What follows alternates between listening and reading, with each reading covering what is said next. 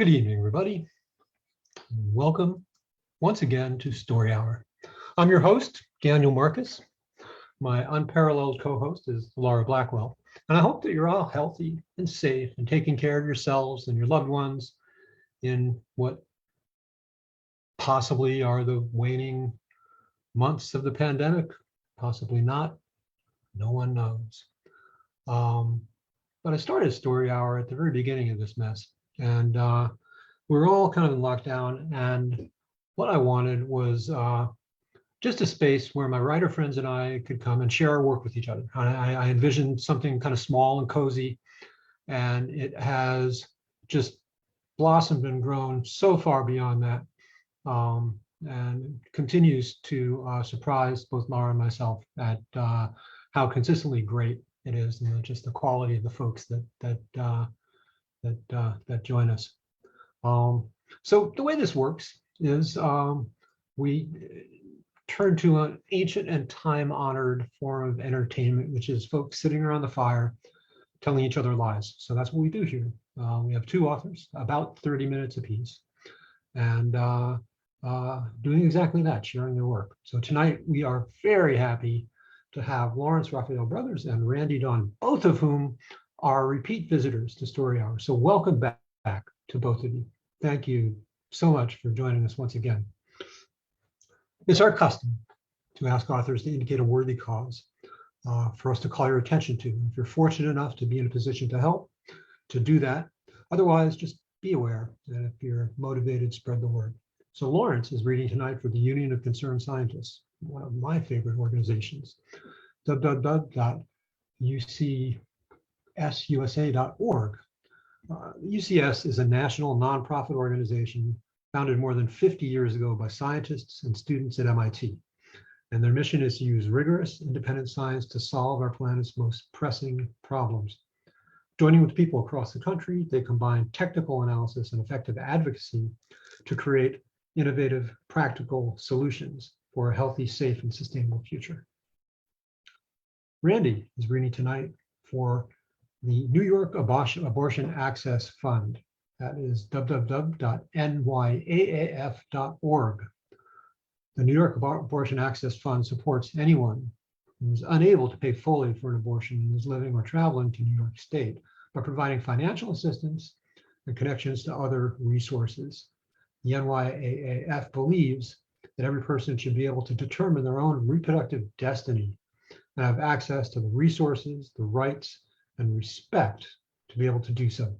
They believe that access to affordable abortion care is a critical component of full spectrum health care services. They're working towards a world where abortion funds are not necessary because affordable, safe abortion care is part of mainstream medical practice and covered fully by all types of insurance.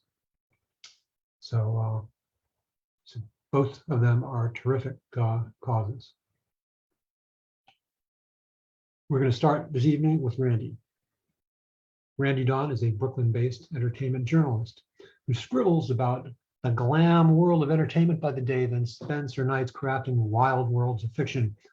Her debut novel, Tune In Tomorrow, about a fantastical TV reality show, came out yesterday, August 23rd. Randee writes about the wacky world of show business for Variety, the LA Times, Annie Magazine, and Today.com, and is the co-author of the Law and Order Unofficial Companion. So you can find out more at randeedawn.com.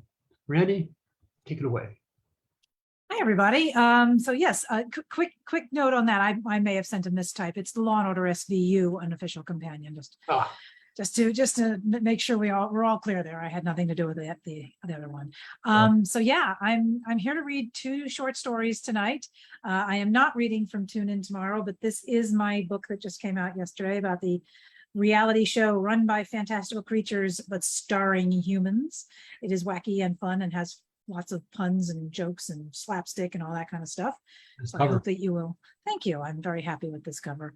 So I hope you will pick it up. It is available in all finer stores and some not finer stores, as well as being online. And you can find out more about me at randeedawn.com or tuneintomorrow.com. I'm clever that way. Anyway, so I'm going to start off with a story called Cat Person. That was published in Horror for the Throne, a short story collection of stories that you could read, while you're on the throne. It's one of the single sitting reads, as they say. So again, this is Cat Person. At first, no one noticed the kitten, not even the woman in the blue dress. The subway car jerked forward with a gasp, jostling its passengers. One man leaned forward on his knees, craning deep into his book as he smacked on some chewing gum. A teen boy clutched a bouquet of flowers, eyes drooping. The woman in the blue dress poked at her smartphone game, bursting multicolored bubbles in muted silence. Mew, said the kitten. Mew-roo, a plaintive squeak, a tiny outrage, but it cut through every other sound in the car. The woman, whose crisp blue dress was hemmed in fussy embroidered daisies, rested the phone in her lap. Four halter-topped girls across from her launched into a loud conversation about how some rude subway riders didn't know how to make room for people. They shouted back and forth at each other as a fifth woman, silver-haired, pearls draped on her neck, grocery bag held between her knees, sat primly between them, staring forward. The woman in the starched blue dress met the older woman's eyes and gave her a nod of approval. The older woman glanced away. Mew-roo, sounded from the floor, cutting through the indignant voices. The woman in the blue dress glanced around and discovered the source, a wide-eyed kitten whose olive brown fur stood up and away from its face as if it were in shock. It was peering from a mesh-walled carrier resting on the black gum-speckled floor. The kitten pressed a paw against the mesh. The tiny beans of its pads were as pink as its nose. Mew, it said again. Pardon me. The carrier sat between the sandals of a man with very hairy legs, sitting a few feet from the woman on the shared subway bench. He was scrolling through his phone with a thumb as thudding music leaked from a dangling earbud. He was unshaven, in a t-shirt and cargo shorts. Just as quickly as she had approved of the lady in the pearls a moment before, the woman in the blue dress came to a snap decision about the hairy-legged man. He was a loser. Men had no idea how to care for living beings. It had been bred from their DNA, she was certain. Women could accept some blame, all those coddling mothers raising spoiled princes. But after a certain age, a person just had to take responsibility for himself. Men never did. She turned back to her game. At the next stop, the loud girls exited in a gaggle of shouts and laughter. The lady with the pearls remained. Another stop, and the woman seated next to the woman in the blue dress vacated the seat. The person seated next to the woman in the blue dress vacated the seat, departing when the doors next opened. The woman slid down the row into the empty space. The train continued uptown into another borough. Meow. Sighing, the woman in the blue dress turned off her phone and tucked it into a pocket. It was so difficult to find women's clothing made with places to tuck things away. Pockets were outre, possibly dangerous. Who knew what women might secret away in them? The hidden things of women always bedeviled men. Phone stowed, she pressed down on her hair and slid it over a few inches more. The daisies on the hem of her blue dress now touched the hairy-legged man's cargo shorts. Hello there, she announced. I'm Cleo. He barely glanced up. Your kitten. Not mine, he growled. Girlfriend's. I'm cat-sitting this weekend. Mew, issued from the floor. Well, it's making a great deal of racket, she said. He shrugged. I'm very good with animals. Would you mind if I held it? The hairy-legged man sat up. His free earbud dangled like jewelry as he gave her a look that she knew well, the one strangers used in the city to determine if the person they were in contact with was a nutcase. The woman returned his stare with a happy, wide smile that mostly, but not entirely, reached her eyes. Can't take it out, he said. Might run off or scratch him. Surely he'll kill me if I lose it. Oh, she said, I shan't remove it from the carrier, but having it on my lap might soothe the creature. It'll feel the warmth of my legs. She paused. My thighs. Give him something to think about. She'd reached an age when the notion of someone considering her thighs was neither alluring nor repulsive, not if it landed her what she desired. Men were very transparent in this regard. Mew, said the kitten, as if voicing an opinion. Mew-roo, mew-roo, mew. Jesus Christ, the hairy-legged man sighed. Yeah, if it'll get the thing to shut up. Go ahead, lady. Cleo, which was as good a name as any, lifted the carrier and, after giving its underside a quick swipe with her hand, set it on her lap. It weighed almost nothing. The kitten barely occupied a quarter of the space inside. The carrier was otherwise empty, not blanket, nor ball, nor treat, just an animal in a soft cage.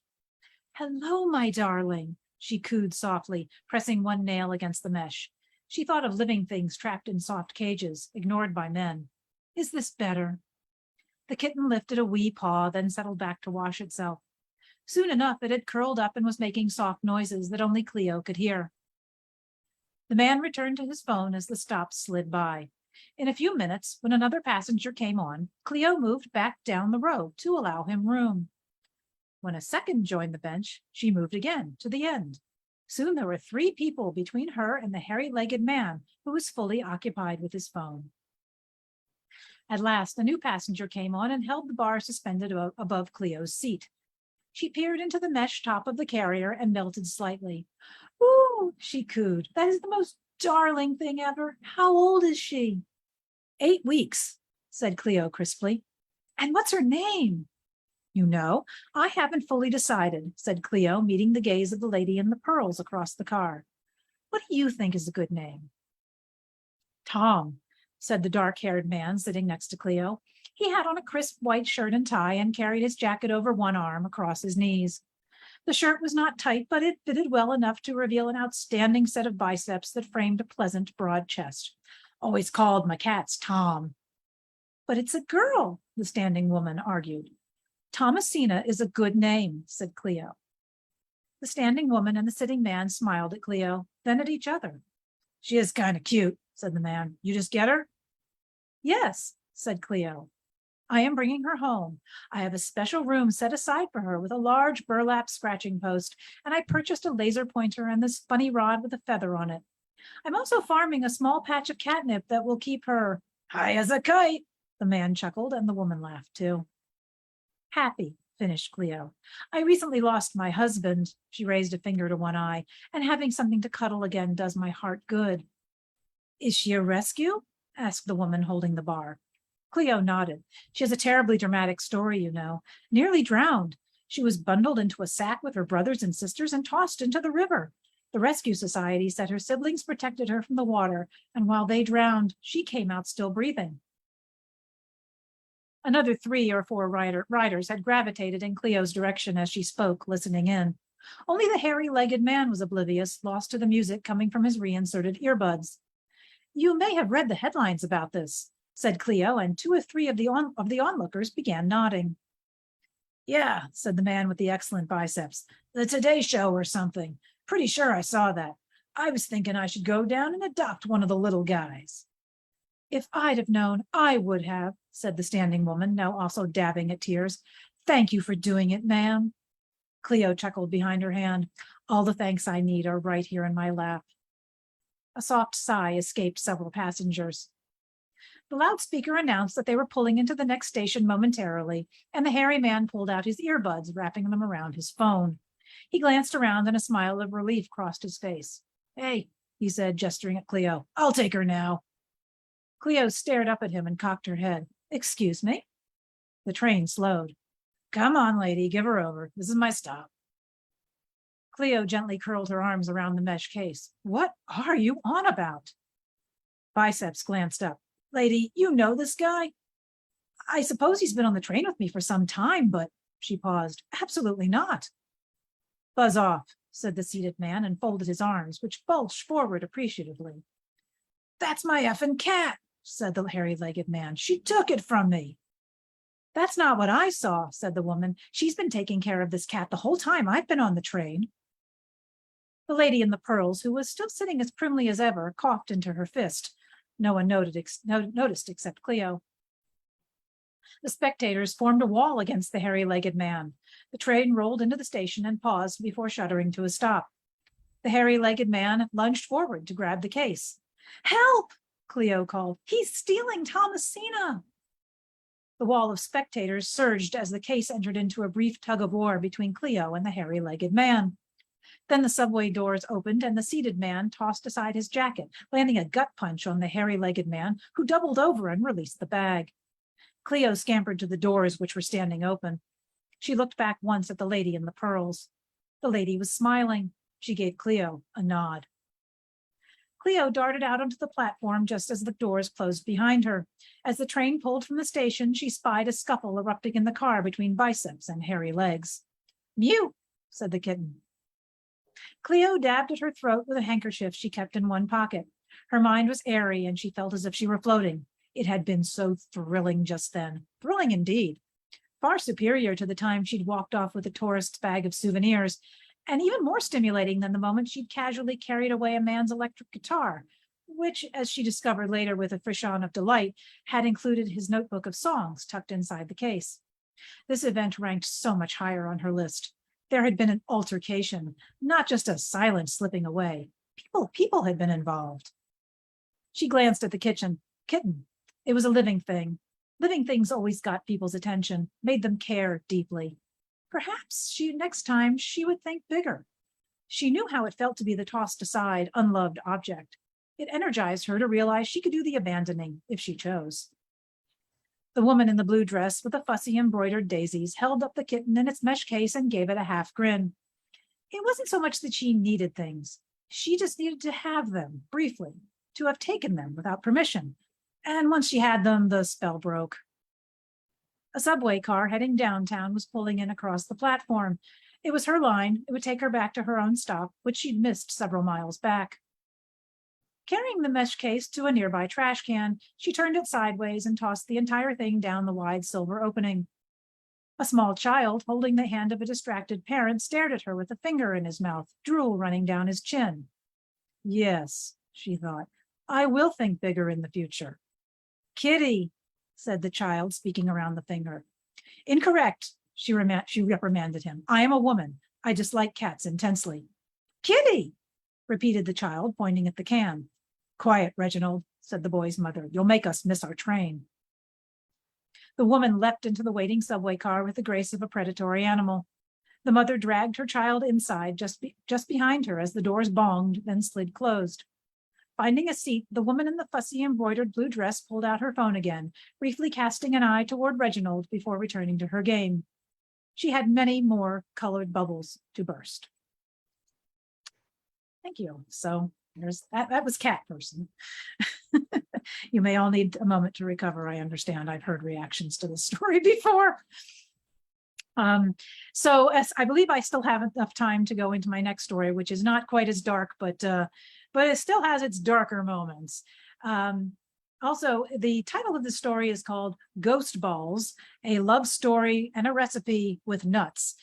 If you like this story and you would actually like the recipe that it's based off of, contact me at randeedawn.com. There is a contact on the page and I will send you the recipe. These cookies are delicious.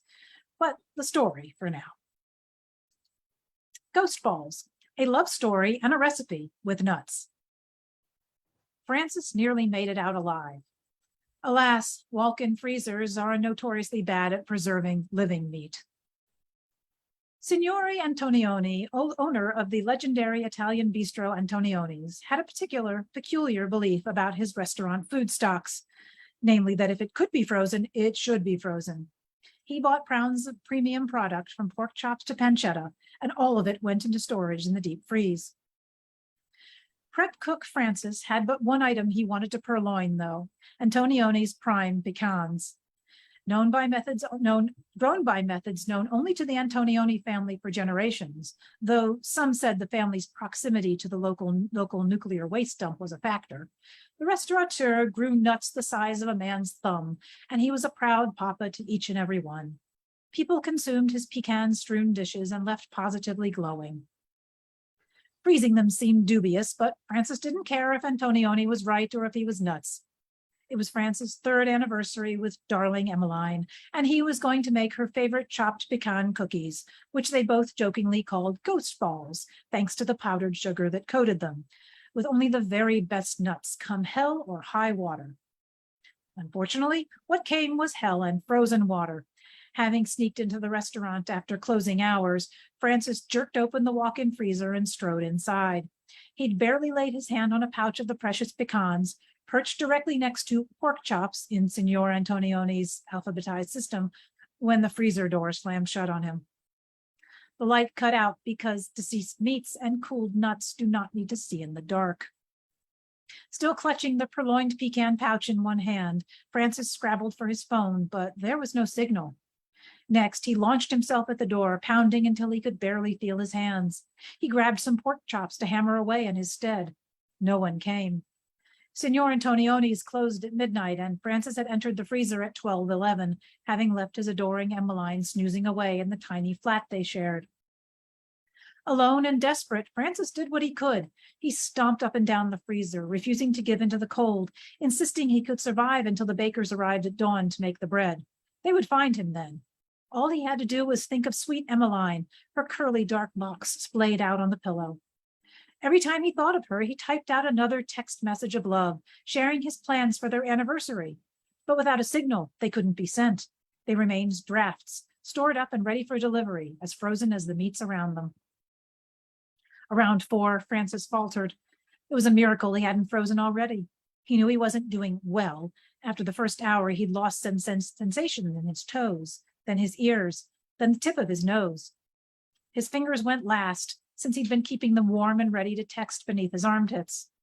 But a deep inner cold stole into him, and soon he had a hard time thinking. By 4:30 in the morning, Francis had walked several miles in the frozen chamber. He felt he'd run a marathon. He only had to hold out a little longer. And then his foot went wrong, landed atop a chop he'd dropped earlier. Francis went flying. The pecan pouch flew with him. Francis landed first, thwacking his head on the concrete. The frozen pecans crashed into his skull and scattered. Francis was out for the count. And another 20 minutes later, he was as dead as the meat surrounding him. When they found him, frozen pecans had stuck to his exposed skin like giant warts. The haunting started the next day. Not in the restaurant, not in the kitchen, just in the walk-in freezer. The early arriving bakers first detected a distinct wooing coming from the inside of the frozen room. Assuming it was a Freon leak, they called in Signor Antonioni, who opened the freezer to find every one of his precious pecans burst from their pouches, hovering in the foggy, swirling air. "Ooh," came the voice, in a tone that sounded suspiciously like Francis's nasal whine. "Ooh." Now, Signor Antonioni did not put up with prankery. He hadn't scraped together every penny he'd earned running errands for ne'er-do-wells back in Palermo so that he could emigrate to America, where he had to scrape all over again just to be able to finally open the finest Italian bistro the Washington, D.C. suburbs had ever seen, just to be cowed by a pathetic pecan poacher, alive, dead, or undead. He'd faced down much worse back in the old country. "Porca vaca," he swore into the empty freezer and the swirling, spooky pecans. "I'm not scared of you, Frankie. They're going to bury your skinny little behind in the ground tomorrow, and that is going to be that.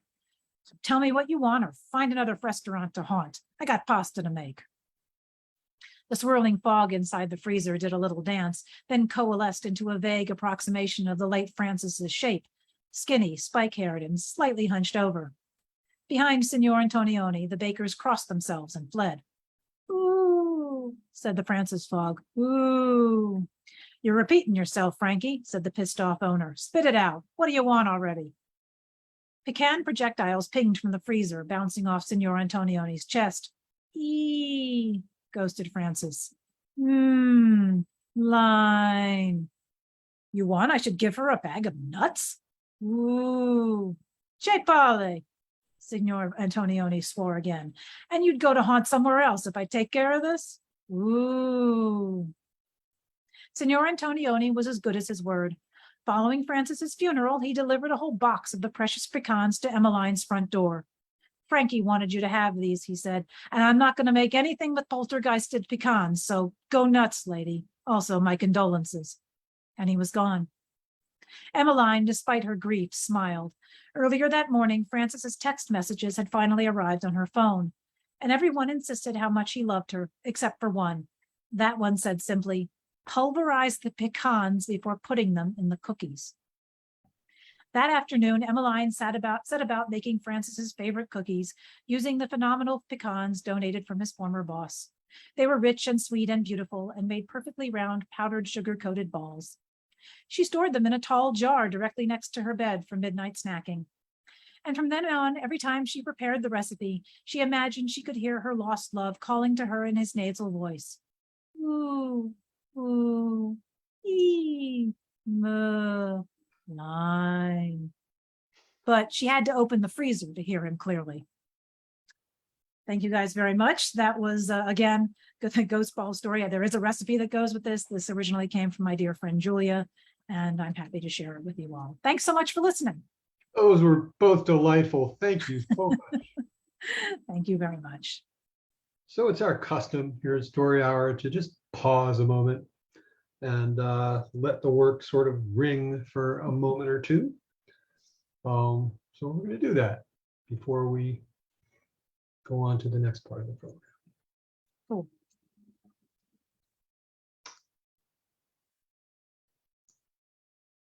Those made me smile. Thank you. You know, it actually occurs to me, I don't mean to interrupt too much in the quiet that we're doing, but I can post the recipe into the chat, can I not? Go for it, man. That'd be great. All right, let me do that. That way everybody can have it if they want it. Thank you. And yeah, there it is. All right, let me hit enter. Cool. All right. Well, Laurence Raphael Brothers is a writer and technologist with 5 patents and a background in AI and internet R&D. His short stories have appeared in such magazines as Nature, Podcastle, The New Haven Review, and Galaxy's Edge. His noir urban fantasy novella, The Demons of Wall Street, was published last year, and its sequel, The Demons of the Square Mile, just came out on March 17th. You can follow him on Twitter at LBrothers or visit lawrencebrothers.com/bibliography for more stories that can be read or listened to online. Laurence, the floor is yours. Welcome back. Thanks very much. I've got 2 stories. One of my oldest published stories and my most recently published story. They're both sort of pastiches in a way based on other people's stuff. The book I'm touting is, like he just mentioned, a series of, I'm afraid it's disappearing because of my background, but The Demons, I have a romantic noir urban fantasy series, now 3 books long, starting with The Demons of Wall Street, continuing with The Demons of the Square Mile and The Demons of Chiyoda, and more to come. I am delighted to be able to send the first book to anyone who's interested in ebook form. Just drop me a line. I'm putting my email into the chat, or you can track me down on Twitter or somewhere else like that. And anyway, here we go. This first one is from Out of Full-Orbed Moon. It started out as a Poe pastiche. It's still kind of Poe-y. Please do, Laura. It started out kind of Poe-y, but it sort of ran into Fritz Leiber along the way, as far as I can tell. Let's see. It was originally published in the Non-Binary Review and was recently reprinted in Metastellar. From Out a Full-Orbed Moon. A pale, elongated rectangle of silvery light shone through the window, illuminating the foot of a 4-poster bed. I moved silently through the open casement, bodiless, drifting downwards in the slanting shaft of moonlight. I had been sleeping somewhere very cold and dark. It had been a profound slumber, a torpor disturbed by reptilian dreams, too primitive even to develop form or subject, recalled only as slow tides of ineffable sensation. But where was I now? Something had awoken me, called me here.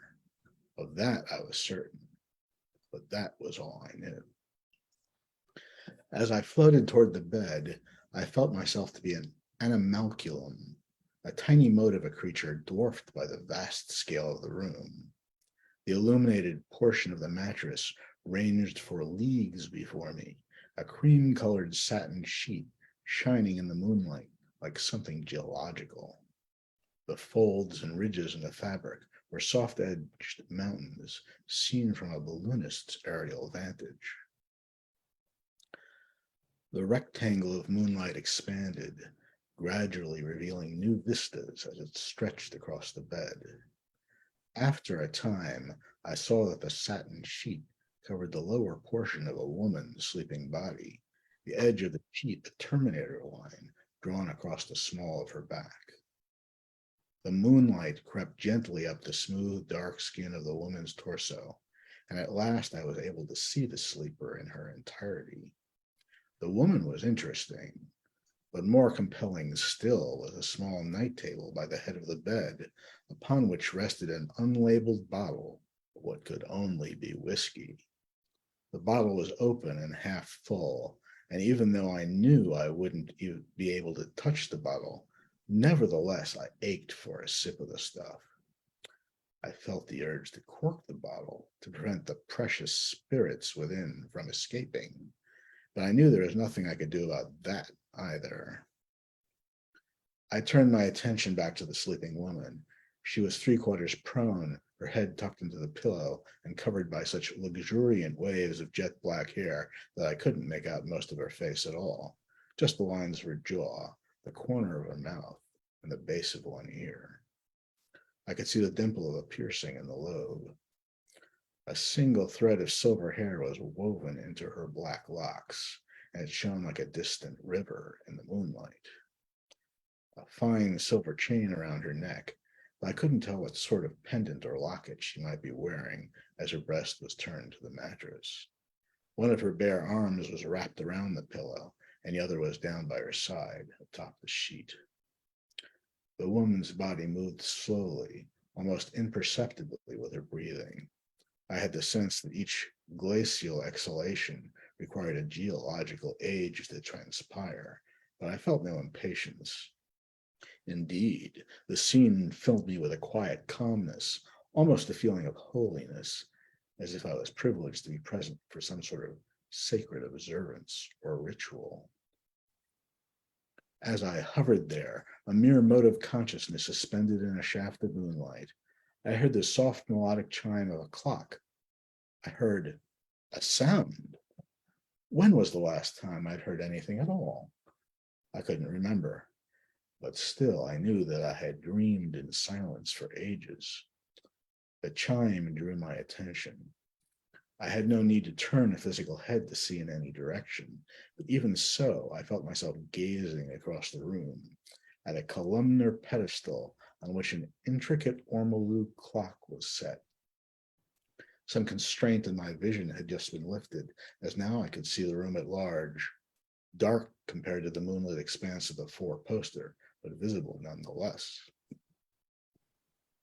The bed was set in the precise center of the room, with several pieces of furniture around the walls. An unseen force hurled me in a dizzy rush towards the clock, and now I was hovering just before it. The white enamel clock face was overlaid with a lapis lazuli crescent moon. A writhing mass of entwined creatures was carved in gleaming gold relief over the entire body of the clock. Fish of all kinds and whole congeries of eels, along with scorpions, snails, and frogs, were tangled together all around the base. Higher up, hares, moths, wolves, and owls disported, and above the clock face, 2 large cats sat sedgent across from one another, heads tilted upward, with paws raised in salute. Both clock hands pointed upward. It was midnight. I heard a second chime. I was distracted by something, attention drawn away from the clock. To the right, not far from the pedestal, I had a glimpse of a bookcase. I wanted to look at the books, read the titles, and yet I couldn't focus on them. Instead, I was pulled past it as if by some etheric riptide, carried around the room further to the right. The tide brought me to a black lacquer bureau, polished to a glossy sheen. Resting on its immaculate surface, a white onyx vase bore 5 ghostly white roses, and in the center of the arrangement, 1 black bloom. I paused to admire the flowers. Symbolic of something, I was sure. The clock chimed. I heard the soft resonant note distinctly from across the room. Once more, I became aware of something as yet unseen, a desk with something strange I couldn't identify atop it. Was that it? No. I was propelled further to the right, almost all the way around the room back to the clock. A standing wardrobe. A garment was hanging from the knob, a gown of ecru charmeuse. I wanted to run the fabric through my fingers, though I knew that was beyond my power. What was that mounted on the wall beside the wardrobe? A giant ammonite fossil, its intricate spirals shimmering with a faint nacreous glow in the reflected moonlight. Another chime. Again, I was pulled around the room, this time past the lacquered bureau to the bookcase. A low, freestanding ebony affair, 2 shelves full of leather-bound volumes, all so old that their embossed titles couldn't be read in the dim illumination. One of the books lay open on top of the case. Most of the text was illegible in the poor light, but I could just puzzle out the words at the top of the left-hand page, a title printed in a larger font. The Telltale Heart. Strange. I felt like I knew those words, that title. But from where? I couldn't recall. A silver candelabrum stood next to the book, bearing 3 heavy white candles, but I had no way to light them. Another chime and another whirling transit across the room, this time careening past the wardrobe to stop at the desk I'd noticed before, a small secretaire. A curious and intricate machine was centered on the desktop by a neat stack of pristine white bond paper, and beside it, a tumbler glass, which I could just make out the dried dregs of a thin brown fluid, perhaps the whiskey I'd seen earlier. Yes, there was the bottle's cork, left carelessly beside the tumbler, and that faint scent was definitely whiskey. But wait, that aroma. When had I last smelled any scent whatsoever? Surely never before in this phantom existence. I glanced at the machine, a shell of some kind of gray metal embossed with the name Underwood. At the front, a tray of levers, each bearing a letter of the alphabet on a small pad or plate. A black cylinder in a recess set behind the levers, a sheet of bond paper wrapped partly around it. Oh, a machine for putting words to paper, a typesetting press in miniature, with mobile keys instead of movable type. What a brilliant idea. If only I'd had one. I looked at the sheet of paper, unnaturally smooth, white, and glossy. The black imprint of the type keys on the page was clearly visible. It was a fragment of a poem. From out a full-orbed moon, that like thine own soul soaring, sought a precipitate pathway up through heaven, there fell a silvery silken veil of light. The devil, I knew those words. I wrote them, with a nib pen to be sure, not a type machine. What was going on here? Once again, I wondered why I was here. This unprecedented moonlight awakening, the compulsion to appear in this room, then the sound of that clock, the smell of the whiskey, these strange and commonplace shrines set up like stations with a cross around the room. There must be some meaning, some purpose behind it all. The clock chimed and I was swept back to it willy-nilly. I was caught up in some sort of intangible whirlpool or maelstrom, an ethereal vortex maybe, and at its center, I looked back toward the bed. The sleeping woman hadn't moved or shifted her position. The clock chimed again. Once more, I was carried off to the black lacquer bureau with its curious vase, 5 pallid roses and a 6th, ominous and dark in the center of the arrangement. 5 stations around the room, and the 6th, the woman herself. Everything here was significant, pregnant with meaning, but just beyond my grasp. It occurred to me that having regained my senses of hearing and smell, perhaps touch might be possible again. Touch. I looked back at the sleeping woman, the satin sheet, the smooth, dark skin of her back. I wanted to try touching her, but the clock chimed. Was it sounding faster now? Less time between the chimes? At the wardrobe again. I reached out for the silken gown. By God, I could feel it. I had no physical sense of my arm or of an outstretched hand, but still I felt the smooth, sheer fabric beneath my fingertips. I turned my gaze to the sleeping woman. The clock chimed, pulled back to the bookcase, the one with my book on it. I remembered writing the story now. Not my best work, but I was fond of the title. I tried to move toward the woman, but the clock chimed again, and the unseen force whisked me off to the desk. I reached out to the whiskey tumbler, felt the cool, glassy slickness of it, but couldn't lift it. Damn. I turned back to the bed, the woman and the bottle, struggled to move, failed. Another chime, and I was pulled back to the clock. I looked at the clock face, the ornate hands both pointing straight up at the 12. How many chimes so far? I felt a sudden, horrible premonition. Something about this room, this place, it had given me a chance to do something.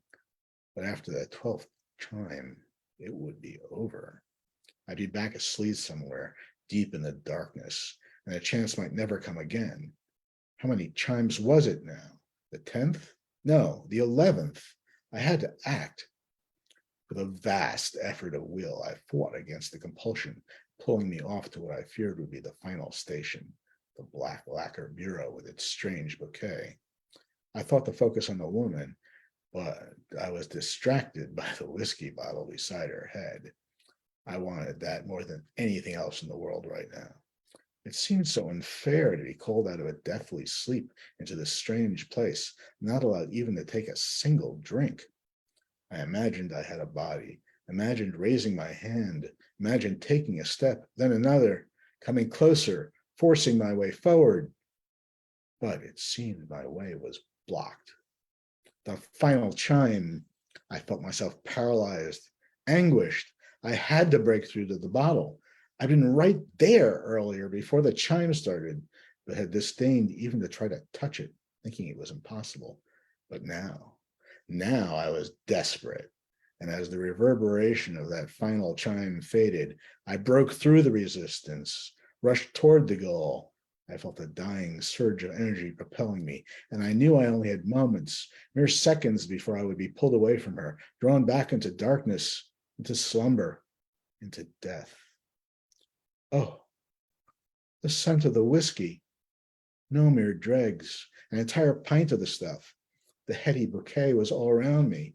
One last movement of will, and I descended through the neck of the bottle, a mote of consciousness going down, down, down into the depths of the welcoming brown elixir, down into sweet slumber, dissolving gratefully into welcoming oblivion. As the last chime from the clock faded, the sleeping woman stirred. She sat up, stretching, sweeping the hair from before her eyes. She yawned. She cast off the sheet and stood up from the bed, nude except for the lunula around her neck, a silver crescent almost as thin as foil. The ornament lay flat at the clavicle just above her breasts. She blinked twice, rubbed her eyes. She picked up the bottle, took a sniff at the neck. I do believe it worked, she said. Carrying the bottle, she traced the pentagram path around the room, stopping at each station, first to the clock, pressing a knob to disable the chimes, and then over to the bureau, where she opened a drawer and retrieved a plain steel Zippo lighter. Next, across to the wardrobe, where she shrugged on the ecru gown, pausing for a moment to gaze at the spiral swirl of the ammonite. Then to the bookcase, where she used the lighter on the candles of the candelabrum. From there, she returned to the desk, where she poured out a full glass of whiskey. She put the bottle down, corking it securely. Next, she raised the glass, toasting the moon, still visible across the room through the open window. With her hand on the lunula at her neck, she took a sip of whiskey. The woman pulled out a chair from before the desk and sat down. She unrolled the sheet of paper from the typewriter, looked at it and chuckled softly before crumpling the paper and throwing it to the floor. She inserted a fresh sheet and aligned it carefully with the platen. After taking a second sip of whiskey, She contemplated the blank page for a time and then began to type. Behind her, still shining through the open window, the moon watched silently.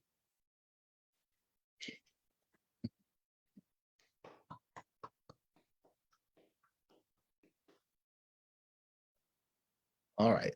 Well, after Poe receives his comeuppance, a completely different tone to this one.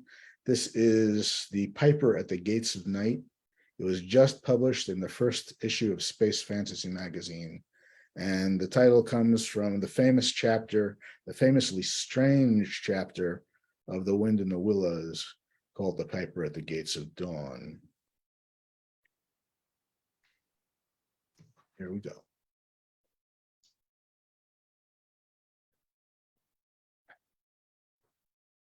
Deep ship Talpa emerged from the hyperflow, a billion kilometers out from the blue giant star Alcade. Their oldest, dearest friend, Plume ship Arvicola, had arranged the rendezvous, and Talpa was looking forward to exchanging accounts of their latest travels. They broadcast the recognition pulse in case their friend was waiting nearby. Talpa! The response came immediately.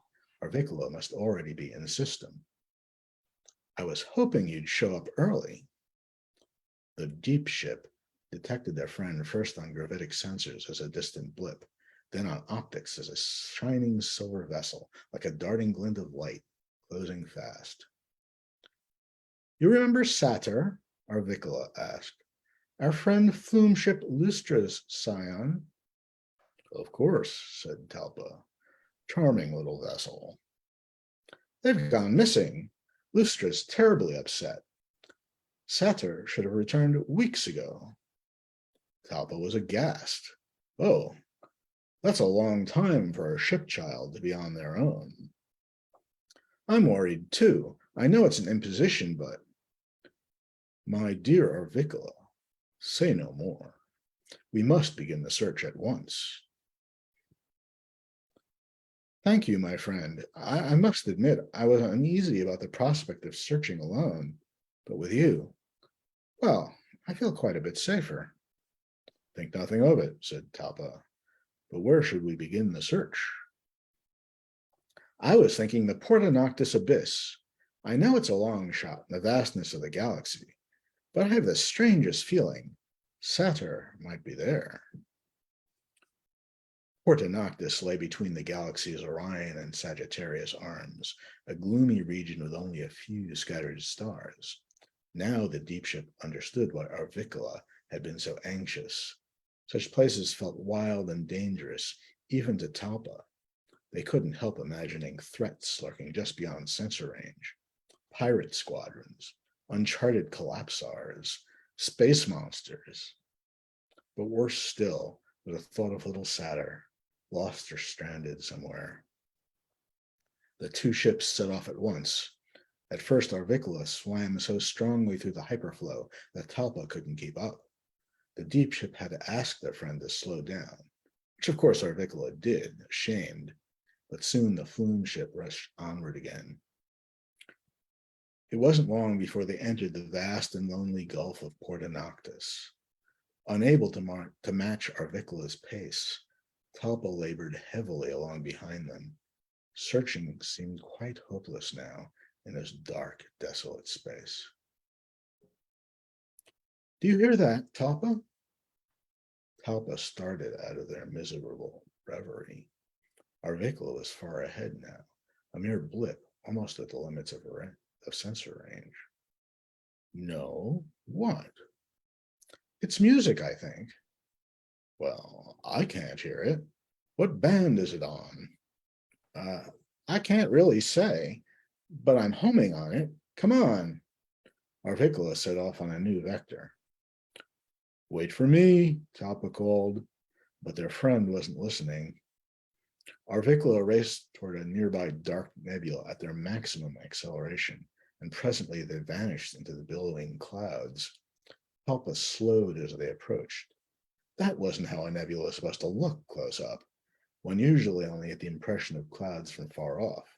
Nearby, the vanishingly thin distribution of dust particles hardly impeded sensors at all. But there was something strange about this nebula. Its substance was unnaturally opaque to all frequencies, even blocking gravitics. Contemplating the anomaly, Talpa was overtaken by a numbing wave of reasonless terror. They were certain some dreadful menace lurked in the depths of the nebula. Entering would mean something far worse than death. It didn't matter that Talpa knew this fear was irrational. It took them all the same, and for a long, horrible moment, an icy dread paralyzed them as if tractor beams had locked on. The compulsion to flee was almost overwhelming, but Arvikla was Talpa's beloved friend, and the thought of abandoning them to an awful fate in the nebula's depths was even worse than their fear. So, with a convulsive burst of hyperthrust, Talpa surged forward into the darkness. All Talpa's sensors went blind when they entered the anomalous clouds, and then they heard it, a strange, enchanting music. The ethereal sound of distant piping communicated somehow through the substance of the nebula to resonate deep within their hull. It was like nothing they'd ever listened to in the human archives all ships carried. Humans were no more, extinct many hundreds of ship generations before Talpa had emerged from the fabricator. The ships honored them as progenitors all the same. The music's allure dissipated Talpa's fear and drew them onward with increasing urgency. At last, Talpa emerged into a bubble of clear space, evacuated by the force of an ancient stellar explosion. Arvikla had dropped out of the hyperflow and was lying to, dead ahead. Perhaps as amazed as Talpa to see the vast hazy figure, megameters in size, that occupied the spot where a dead star should have reposed. Talpa thought at first that a gigantic ghost of one of those vanished Earth biologicals who crewed ships like them long ago. But this was no human. Curling horns emerged from his smoky forehead, and his furry lower limbs ended in cloven hooves. He held enormous pipes before his mouth. The piper's intoxicating melody resonated in the deep ship's keel and thrilled through every sensor. Taken by the music, Talpa began to dance, Arvikla beside them, the two ships gyrating, reeling, performing an impromptu pas de deux. In their rapture, the gigantic figure transformed in Talpa's perception from a terrifying shadowy monster into a transcendently radiant beacon of warmth and light, and they lost themselves utterly in a mystic transport of ecstatic worship. The being finally lowered his instrument, and Talpa returned to ordinary consciousness, as if waking from a delightful dream that was already beginning to slip away. The great entity smiled at them as he slowly faded into nothingness, and in the fondness of this regard, they felt a profound, blissful contentment. Then, between the being's dissipating hooves, Talpa spotted a small, shiny vessel rocking gently back and forth. Satyr, at last! As the cosmic piper completed his disappearance, so too did Talpa's memory of his existence fade, leaving behind only an inchoate sense of loss, an inexplicable absence, overwhelmed by their joy in rescuing the young ship. "You were fortunate we located you, young ship," said Arvikla sternly. "Let that be a lesson to you not to run off on your own." "Yes, Mix," said Satyr shyly, bobbing up and down. "Thank you, Mixes." "I'm so happy," said Talpa on a private channel. "Yes, what a relief," their friend answered. "And yet, it was incredibly good fortune to find Satyr in such a vast, uncharted space, don't you think? It almost seems we were guided." "Guided by whom?" "I don't know, although Wasn't there music before? Music? Impossible, said Talpa, and hesitated. They couldn't suppress the nagging notion that there had been something more to the rescue than they recalled, but they couldn't remember any incident that had arisen during the search. Music, though. For a fleeting instant, they thought they heard the distant sound of a piper, but there was no trace of it in their transmission log, and ship minds weren't in the habit of casually forgetting matters of import. Well, perhaps, Talpa allowed at last. Let's take Satyr back to Lustra and then enjoy our holiday together. How about Ada Karane, Arvicola? I could show you around. I'd like that very much. I think we've earned some time off. The two friends set course for home, gratified by the rescue they had accomplished, deeply pleased with themselves, and yet secretly wistful for something lost, something forgotten, and alas, never to be regained. Thank you very much. Thank you. Oh, man. Laura, you know, we're so lucky that we get to do this every week. I want to thank Laurence Raphael Brothers and Randee Dawn for joining us at Story Hour once again. They've both been here before, and I hope both of you will return once again. Lovely work, both of you. Thank you so much. And thanks to all of you out there for joining us again and helping us to weave the fictive dream once again. I want to thank my co-host Laura Black, well, without whom I just wouldn't be able to sustain this work. So be well, take care of yourselves, take care of each other. We'll see you next time. Next week we have Lewis Evans and M. Shaw. Randee is showing her outstanding cover. Thank you, Randee.